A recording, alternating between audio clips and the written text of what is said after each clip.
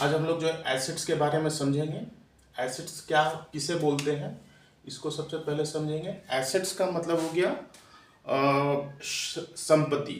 अब संपत्ति मतलब हो गया कि बिजनेस में जो हम यूज करते हैं, जो भी गुड्स प्रोडक्ट्स, जो भी चीज यूज करते हैं, और उस जो भी प्रोडक्ट्स को यूज करते हैं या जो भी एसेट्स को यूज करते हैं उसका पैसे में वैल्यू है और बिजनेस में यूज हो रहा है, उसको हम लोग एसेट्स बोलेंगे। अब उसमें दो पार्ट्स हैं, एक तो नॉन करंट एसेट्स है जिसको हम फिक्स एसेट्स भी बोलते हैं। इसके दो दो टाइप्स हैं, एक तो टेंजिबल एसेट्स, दूसरा इनटेंजिबल एसेट्स।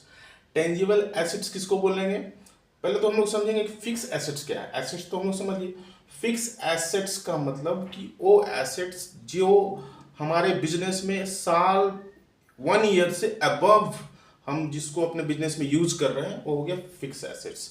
अबव 1 ईयर्स इसको हम फिक्स एसेट्स बोलेंगे। और उसमें दो पार्ट्स है, एक तो टेंजिबल एसेट्स, दूसरा इनटेंजिबल एसेट्स। अब टेंजिबल एसेट्स का मतलब वो एसेट जिसको हम ले आ सकते हैं, मूव कर सकते हैं या हम छू सकते हैं फिजिकली, उसका कुछ प्रेजेंट रहता है, उसी को हम लोग टेंजिबल बोलते हैं। जैसे लैंड एंड बिल्डिंग।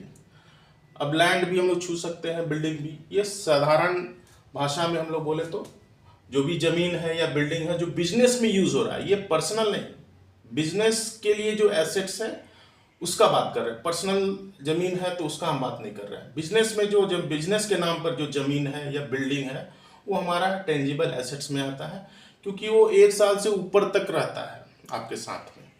प्लांट, अगर आपका कोई प्लांट बैठाए हुए हैं किसी चीज का प्रोडक्शन का, वो हो गया, या मशीनरी जो यूज कर रहे हैं, जो भी मशीन यूज कर रहे हैं, वो सारा जो है हमारा टेंजिबल एसेट्स में आएगा।